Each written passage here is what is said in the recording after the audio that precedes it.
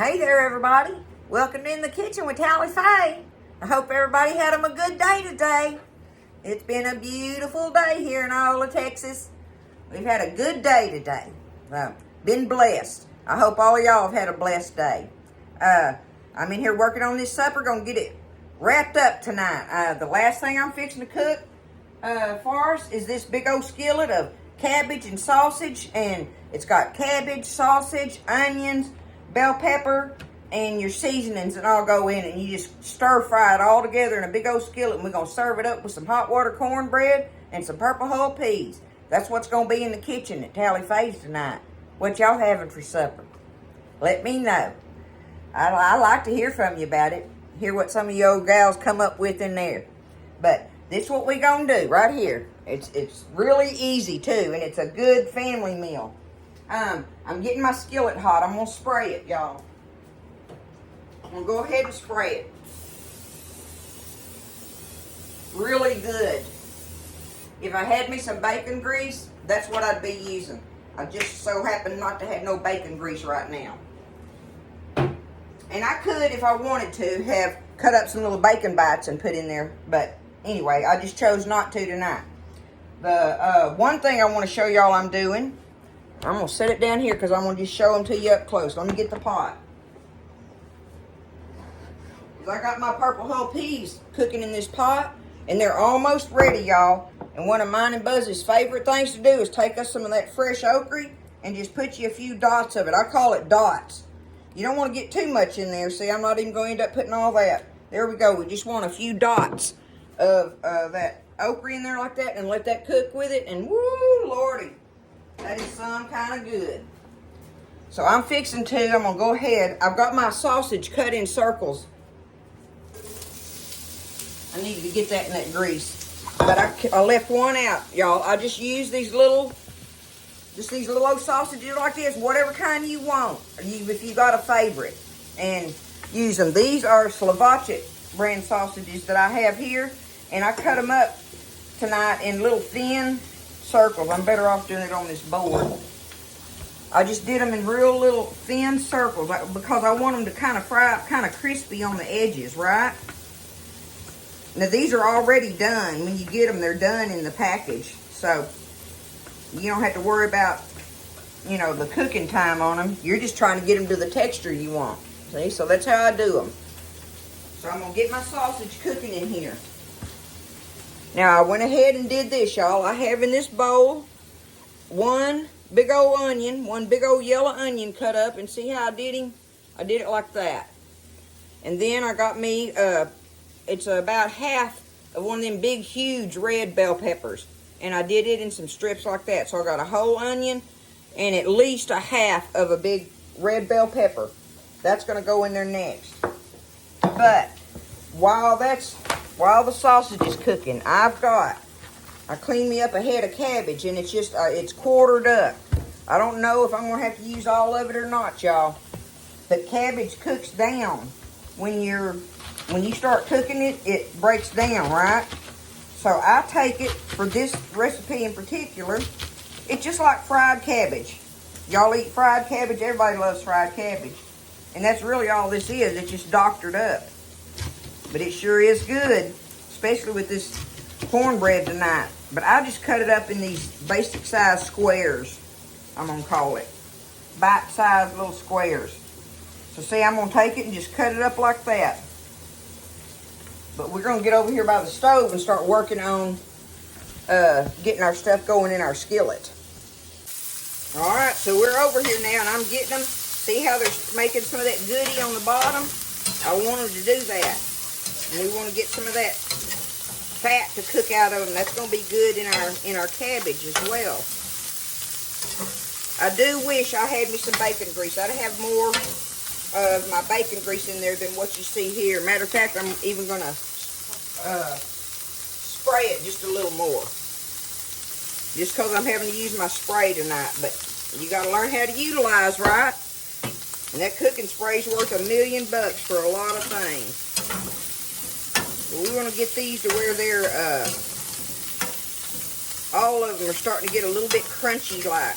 Not crunchy, but just a little on the edges, okay? All right, I think I got me good brown bites in there. I'm going to turn it down a little bit now for a minute. Back off the heat. But now I've got those how I want them. The next thing's going in is our peppers and onions. Just dump them in there.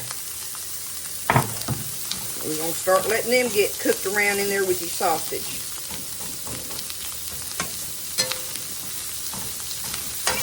Y'all just think about this with one of these. Oh, look, here's that. Y'all can see the hot water cornbread there. I just did the video on it. But see, this stuff is, you hear that? Ooh, Lordy, that's got some crunch to it. And with them old purple hull peas over here cooking, we're going to have us some good eating tonight, y'all. This is some country eating here, ain't no doubt. But this don't cost nothing neither. You can feed a number of people on this meal for little to nothing. And it's real food, right? This is the real thing. We're going to cook them now until our onions and stuff get a little bit sauteed like in there. All right, we're looking good.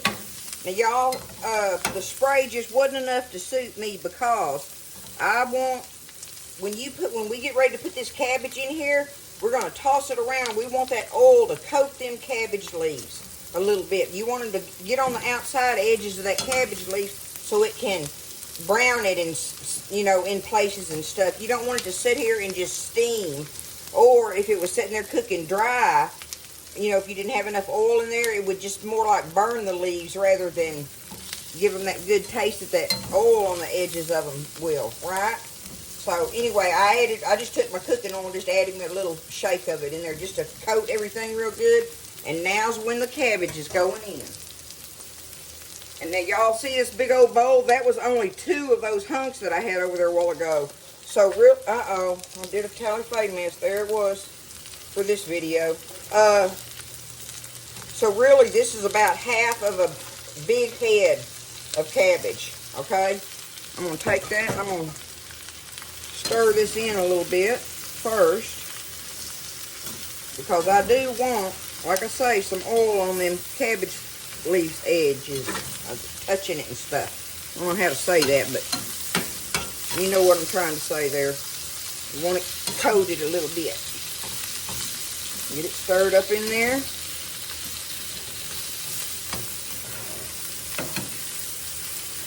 Like I say, this cabbage cooks down, so I'm going to be able to add a good bit in there. Get it kind of equaled out a little bit. See what I can get, okay? Now I can do some more.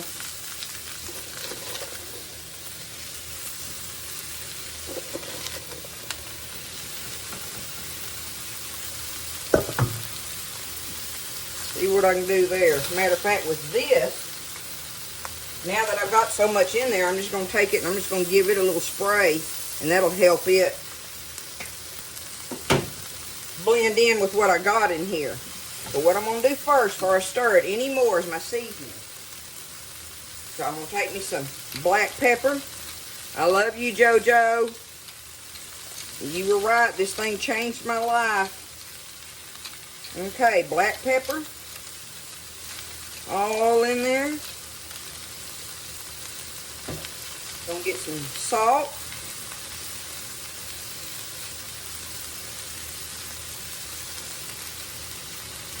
Okay, there we go. And now just a bitty little smidgen of some sugar on there, and you know why you do that? That helps it caramelize. That sugar helps it caramelize on there, and with all them flavors, oh yeah, it's good, y'all. Don't be scared. Alright, I'm going to get it all stirred up. Okay, see how it's starting to break down in there like it's supposed to? It'll start breaking down and everything. And now I think one of the best things about, one of the tricks about frying cabbage good is to leave it alone for a minute once you get it. That's what I want to show y'all. Okay, I've got it all stirred up here, right?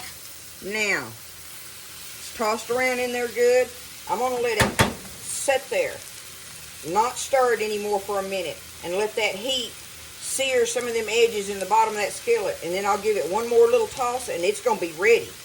Because if you keep cooking it, it'll make it squishy, and you still want it to have, you want your texture, your cabbage to have some texture, right? And you want that texture in there with it. But we're going to let it sit here for about, 1-2 minutes. And then I'm going to stir it again, and 1 or 2 more minutes, and it's going to be done. Alright, y'all. We fixing to call it. Look at that. Whoop. There went a sausage on the floor. Guess who's going to get that? She's around here somewhere. There it is, y'all. Y'all think that looks good? Let me see if I can pick it up. I don't know if I can do it one hand. Maybe I can do it. Let me turn it off. But it's done. But look at it up close. There it is. Just like that. Got you some cabbage and sausage cooked all in there and everything. It's like a cabbage hash, because a hash is where you cook meats and your vegetables together in a skillet and everything. And most time what all of us know is, consider hash is like meat and potatoes cooked in a skillet and done like that. Well, this one's done with cabbage, so we're going to call it cabbage hash, I think. People might not know what that is. So I don't know. I'll ponder on that before I title it on the video. But there it is, y'all. Y'all try it. Easy to make, delicious home country cooking right there. I love you guys. Y'all have a great evening and rest up and be ready for tomorrow and wake up with a happy attitude. It's all a state of mind. I love you guys. Thanks for everything, and I'll see you next time in the kitchen with Callie Faye.